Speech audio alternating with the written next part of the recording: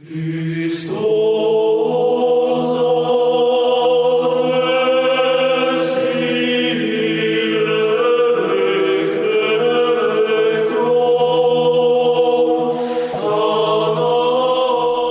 Peter Adamson, and you're listening to the History of Philosophy podcast, brought to you with the support of the Philosophy Department at King's College London and the LMU in Munich, online at historyofphilosophy.net.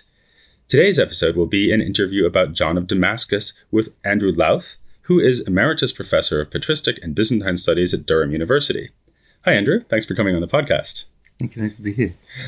We're going to be talking about John of Damascus, who we've just been looking at in the podcast. Can you remind listeners who he was, when did he live, that sort of thing? He's born probably almost certainly in the third quarter of the 7th century. So between 650, 675. We're not at all sure. And he lived the first part of his life in Damascus, which is why he's called John of Damascus. His family had been a family that had been in charge of the fiscal administration in Damascus under all the regimes of the 7th century. Byzantium, the Persians, then Byzantium again, then the Arabs. They managed to sort of stay there. And it's quite likely that John of Damascus went into the fiscal administration under his father towards the end of the 7th century. And then, beginning of the 8th century, it looks as if the Caliph decided that the administration was going to become much more Islamic. And it looks as if it was then that John of Damascus left Damascus and went down to Jerusalem, where he became a monk, where he lived the rest of his life. Most of his writings, I think, come from this period when he was a monk, probably in Jerusalem. The tradition is that he was at the monastery of Marsava, but it's a late tradition, and I don't think anybody believes it any longer.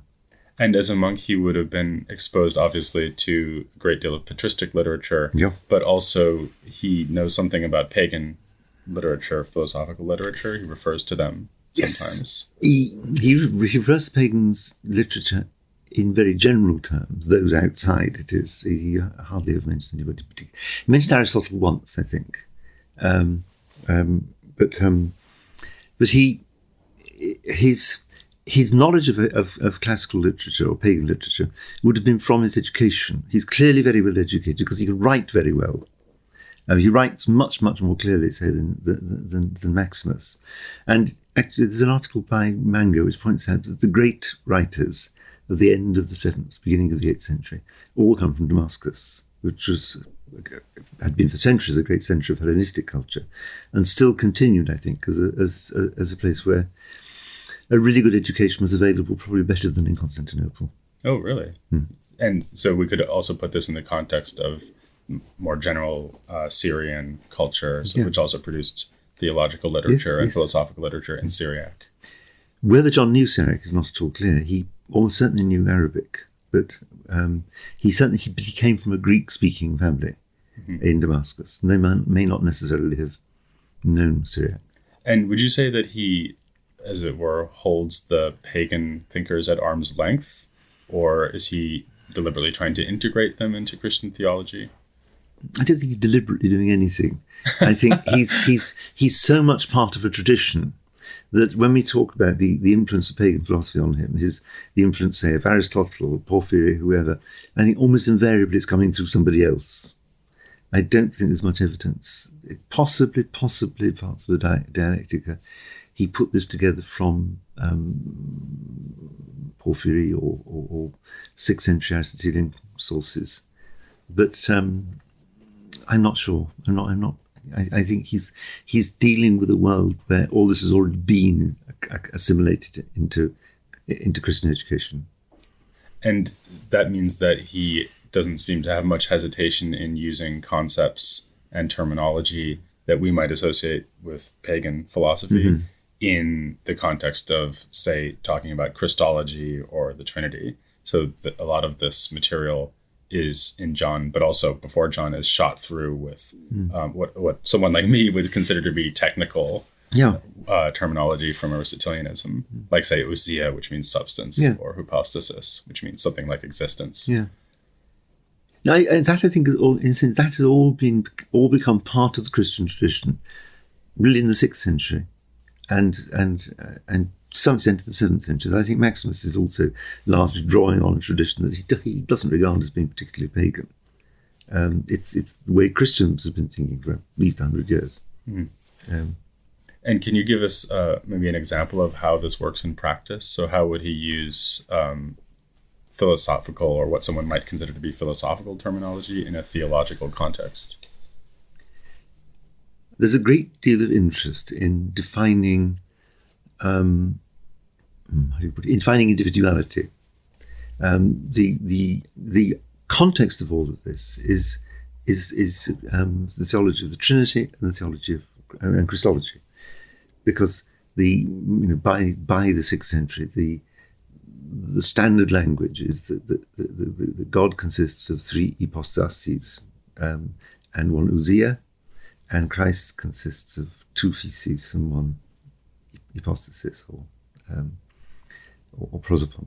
And so what do these words mean? So we have ousia, hypostasis, prosopon, and physis. Ousia means being, often translated as substance, but I think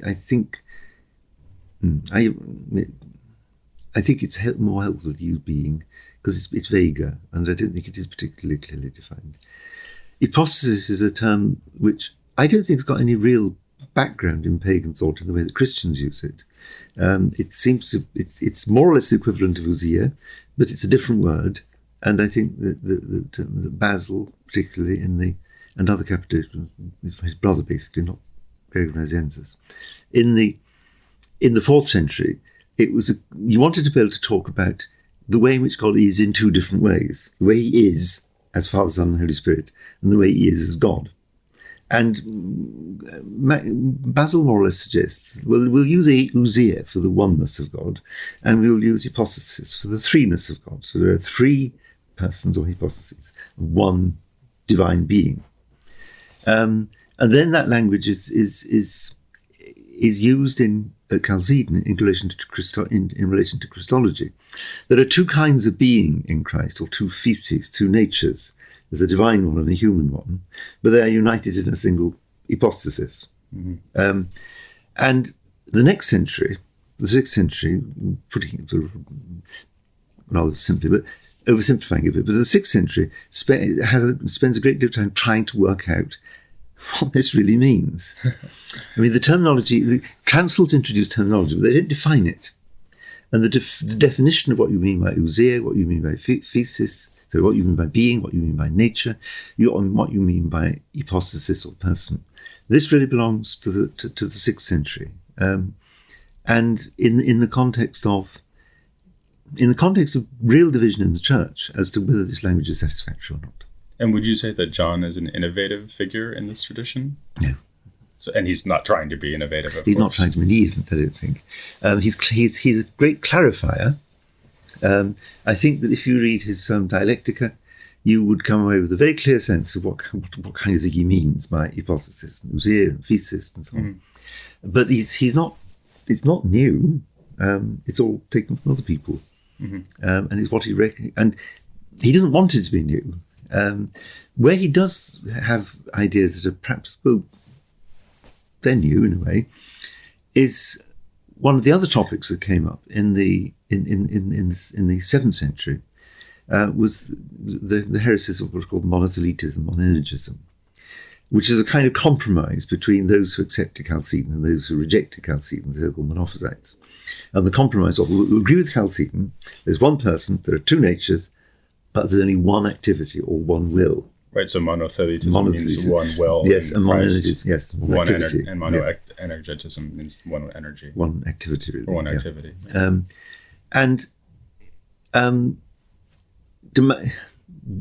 Maximus spends a great deal of time trying to sort this out, and I think Maximus's thought is largely tentative. I mean, he's created a problem for himself by insisting on 2 wills, because he wants a Christ with 2 wills, which doesn't destroy his unity. But also, with the 2 wills are actually genuine. He's not happy with the idea that the human will is simply quiescent, which I think what most of the monothelites thought. I don't think they thought he didn't have a human will, but the human will was simply quiescent. Just doesn't do anything. It doesn't do anything. It just follows the Whereas divine Maximus wants to say Christ has two wills, divine and human, Yes. and they just agree about everything. And they do agree, but they come into agreement. The will, actually, the human will. Well, in the agony in the garden, when Christ says, "Not my will, but your will be done," there is an engagement between Christ's human will and Christ's divine will, because the Father's will is his divine will. And what's John's position on this particular issue? What the thing is about John is that John goes a step further. He says that there are two different wills, two distinct wills, divine and human, but that the product of the will, what you will, the theliton, what you will, is one in case of Christ. And that sort of clarification, is no more than that, I think, is found in John in a way that you don't find in Maximus. I see. So Christ wills to walk on water, and that is an example of the divine will and the human will agreeing Yes, because... to walk on water, but the walking on water is one thing. Yes, exactly. Right. In fact, that's one of the standard examples. And it really goes back to Severus of Antioch, the great opponent of Chalcedon in the 5th, 6th century, who objected to this idea that Christ does human things and he does divine things. And Severus' example, what about the walking on the water? It can't be divine because it's walking. It can't be human because it's walking on the water. So what is it? It must be a divine human activity. Right. Now, that's picked up by the Orthodox eventually, and they interpret it as showing how that the divine and the human are genuinely authentic, because it is walking and it is on water, but it's a single activity. And I think with John of Damascus, it's only a tiny clarification, but this notion that there are two thelimata, two wills in Christ, but only one theliton, only one object of will. Something I personally find really exciting and fascinating about John of Damascus is something you've already mentioned, which is that he lives in Damascus and then he's in Jerusalem. Yeah. And these are places in the Islamic Empire during his life. And so in a way, he's not, in some sense, he's not a Byzantine thinker, right? Because he doesn't live in the Byzantine Empire. In another sense, he obviously is. He's a Christian theologian who writes in Greek. What was his attitude towards Islam? And in fact, how much did he really understand and know about Islam? Was he interested in it? Was he curious? Or does he just kind of fob them off with superficial criticisms? I think there's a lot of disagreement over this. And the disagreement is connected with partly questions of what we can really ascribe to John. I'm pretty certain that the 100th heresy on heresies, which deals with Islam, I'm pretty sure that is by John of Damascus. But there's another work called A Dialogue Between a Saracen and a Christian. And this is said to be apophonies to Ioanna Damaskino, which means from the voice of. Yeah. And actually apophonies is quite regularly used in this sort of period to mean from the teaching of, though not necessarily printed by the teacher. Yeah, you see it a lot with late antique commentaries on Aristotle. Right, yeah. It will say from the mouth of, or from the voice of Ammonius, to mean that it's his commentary, but it was written down by his students. Yeah, and I suspect that's quite like. The other question is, what was Islam like in the end of the 7th, beginning of the 8th century? Was it a thing called the Quran?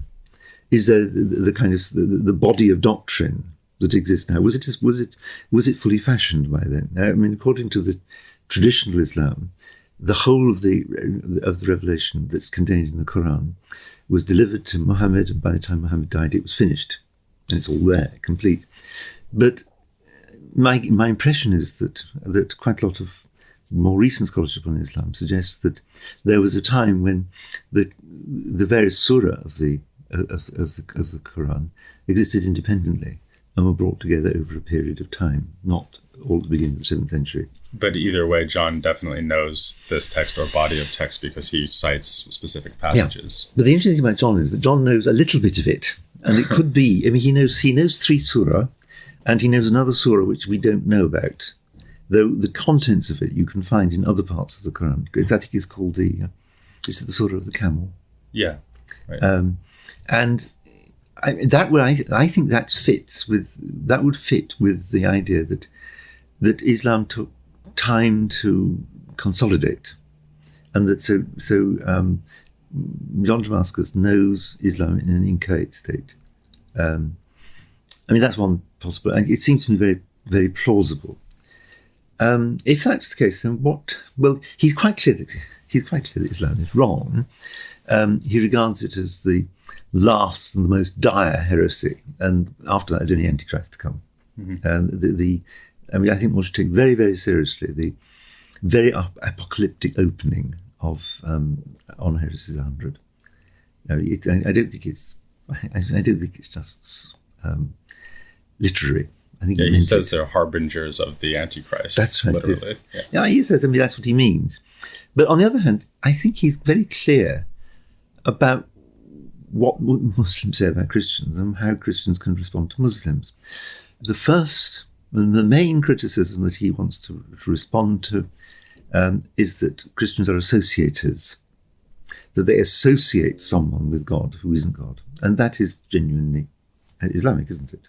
Yeah, I mean, that's one of the standard accusations that they even make against each other in theological disputes. So shirk, which is polytheism, basically. But you see, and he's quite clear that's what he responds robustly by saying, no, we are not associators, but you are mutilators, because you mutilate the Godhead.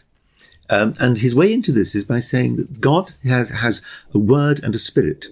And I think, and the Quran says this too. Mm-hmm. And his question is, what about this word and spirit? Are they created or are they uncreated? And certainly in the dialogue with the Saracen, between the Saracen and the Christian says to the Saracen, you have to be very careful, because if you say that the word and the spirit are created, you will be in deep trouble with your own Muslims.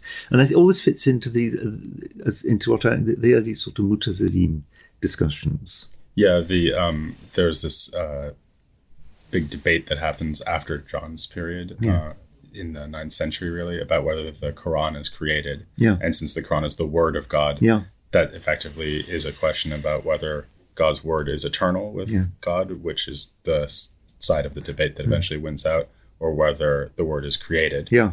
And there actually has been some discussion in secondary literature about the extent to which that debate has debate about the Trinity as a kind of preparatory stage or an influence. I mean, in that respect, John knows what he's talking about, and it looks as if he knows enough about Islam to know where it differs from Christianity and where they criticize Christians. For the rest of it, a lot of the things he says about Islam and about Muhammad are, how can I put it? They're impolite. Very impolite. I mean,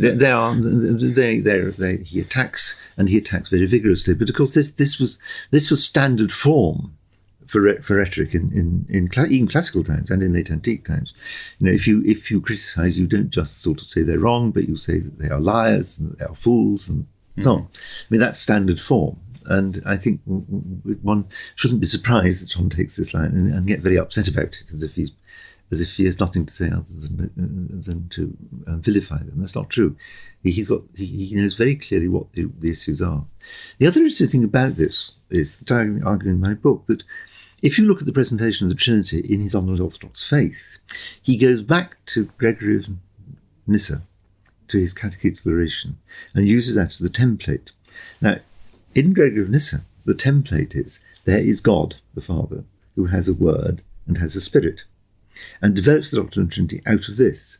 And I think that it cannot, but I think it must be the case that he chooses to go back 3 centuries to use a rather primitive form of truly Orthodox Christianity written by a genuine father.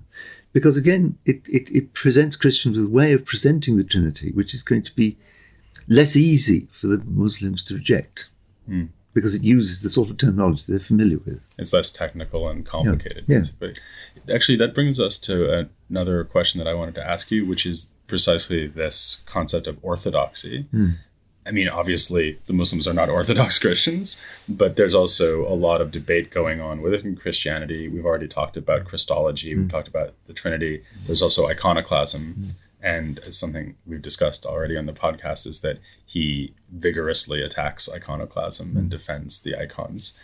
So when he does these things, he obviously, historically, he was helping to form what becomes Orthodox belief in the Byzantine Eastern Church. What would he have thought of himself as doing? And is he saying here is exactly the list of beliefs that you should adopt, or maybe even here are exactly the forms of words you should utter and you shouldn't say anything else? So is it like a catechism, in other words? Or is it more like he's trying to police the boundaries of acceptable belief while leaving a lot of room inside those boundaries for freedom of thought and debate? It's a bit between those. With the triumph of Islam in the Middle East and the collapse of the Byzantine Empire, it meant that all Christians were on a level playing field. There was no favoured imperial party, as had been the case really since Constantine, and that meant that Christians had to be both very clear about what it was that they thought and be clear why the others were wrong, which they needed to argue. And that's why I think, for instance, the one of John's works is called Dialectic. It's a textbook of logic, helping you to define the terms you use, and also, I think, helping you to argue properly and convincingly. And it seems to me that there's a lot of evidence that in the 7th century there was a great deal of argument between different groups, because Islam had taken away a dominant group that could just simply rely on persecution. As well, they argued as well. But, you know, behind the argument, there was an iron fist, with Justinian, but in the 7th century, no longer. And I think this means that people have then to define and be clear about what it is they believe, and clear about what is wrong with those who believe otherwise.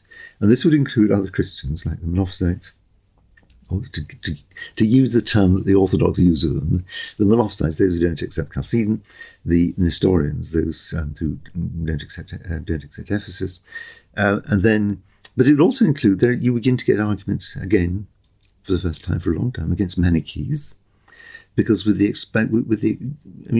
7th century changes the geography, and so whereas the Byzantine Empire ended with the Tigris-Euphrates, this Islamic empire stretches to India and includes a whole range of things that have been sort of pushed out of the empire, like the Nestorians, like the Manichaees, and so on. Also, the Jews become important again, because, again, they are a people of the book. They are just as protected as Christians, whereas in the Christian empire, they were very much not equal to Christians.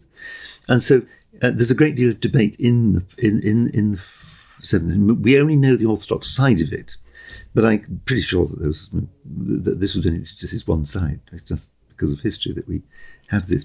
So what's going on, I think, is that John of Damascus, sitting in the shadow of the mosque that had been built on the Temple Mount, knowing perfectly well who's politically in charge, is clear and he wants to define who the Orthodox are. And it's about this time that people start to use Orthodox as a kind of self-defining term. As a word, you mean? Yeah. It's always existed, but as a way of expressing one's identity, to say that one is Orthodox, I think belongs to around this time.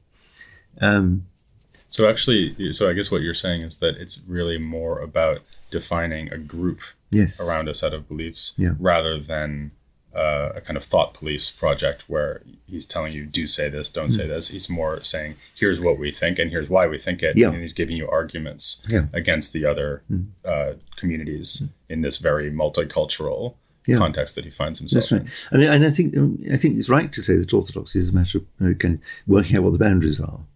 Though I'm not sure how much freedom there was within this. And as far as John's role in the later Orthodox tradition goes, something that you point out in your book, which I actually found somewhat surprising, is that John doesn't seem to have been very influential in the generations after his death. Certainly his works against iconoclasm would have been works that even to possess would be put you in very great danger of your life until iconoclasm was well over. Iconoclasm isn't well over until a century after John's death. The fact that he wrote these would mean that any of his other writings would be rather dubious things until iconoclasm was well over. One thing that might disturb some readers of John is that his works are not original in a different sense than the one we mentioned earlier. We said he's not trying to be innovative. He's adhering to a theological tradition. But he does more than that. He actually writes works that are just kind of cut and paste texts where he brings together lots of different sources, lists them with or without commentary. And this is actually an interesting feature of Byzantine thought that I'm going to go on to discuss. So I was just wondering what you thought about this. How do you think one should go about reading a text which is cobbled together from other texts? There's a remark by Lionel Wickham, a great patristic scholar, who says that patristic scholarship aspired after the genre of the Florilegium, and in John of Damascus found its goal, or something like that. And a Florilegium is a Florilegium is a collection. Yeah. Now, John of Damascus does prepare proper Florilegia. All of the works against the iconoclasts either morph into a Florilegium, as was the first, or contain an actual list of quotations at the end in support of a case. And the John's Florilegia on iconoclasm are enormously influential. They get to the West very quickly. There's a manuscript that can be dated in about the 780s, I think it is, which has got a Florilegium, which is clearly very, very, very indebted to John. That's within 30 years of his death. His polemical works, which are the least well known of his works, mostly on Christology, but there's also one against Manichaeism. His polemical works use quotations from the fathers because that was the way you argued, but they're not really Florilegia. There's a real argument going on, and John is in command of this argument. On the Orthodox faith is intended to be sort of an epitome of Orthodox doctrine, and on the whole, he does this by taking some Orthodox source. Varies, and for the Trinity, he takes Gregor of Nyssa. He uses a lot of John. He loves Gregor of Nazianzus. Lots of quotations from him. Maximus for Christology and the Will. Nemesius Vimessa he uses a very great deal for general information about everything. Nemesius Vimessa wrote a book called on Human Nature, which is an elaborate description of human nature, again drawn from other sources, about which he's very clear. He cites them, which was used by later Greeks as a kind of a summary of modern science, what we know about the human being, how it works, how the humans operate, and all that sort of stuff. So is John just thinking that he needs to put this information together in a useful way to make it available to people? Yes, I think so. So it's really almost like a pedagogical project. The other thing that I should mention, because it never isn't mentioned, and I think is in some ways the most important thing about John of Damascus, he's also a poet. And he wrote an enormous amount of liturgical poetry. I mean, he's attributed, he became so famous as a poet within the Byzantine tradition that that enormous amount of stuff is attributed to him, it clearly isn't by him. But he's one of the great writers of canons. And this is a form of monastic literature. It's a song which accompanies the ode that are sung at matins. And, I mean, any Orthodox Christian, well, most Orthodox Christians will know by heart the Easter canon. And this is also composed from patristic sources. But what he does is he will take phrases from particularly Gregor of Nazianzus and sometimes from other people, and then put them all together, and you get it isn't that you don't know it's a patchwork because it fits together so nicely, but what he's done is take these prose sermons and turn them into songs. And so that the Orthodox faith, so to speak, can be sung and therefore remembered. And I think in some ways that is as important as his On the Orthodox Faith, but only within the Byzantine world. This doesn't translate into the Latin. Well, it's not entirely true. Some of his Tripara, his verses, do get through into Latin, but only a very small number. Okay, well, actually, that gives us a great transition to the next episode, which is going to be about compilations and works of that kind in the Byzantine tradition. For now, I'll thank Andrew Louth very much for coming on the show. Thank you very much. I enjoyed it very much. And please join me next time here on the History of Philosophy without any gaps. Amen.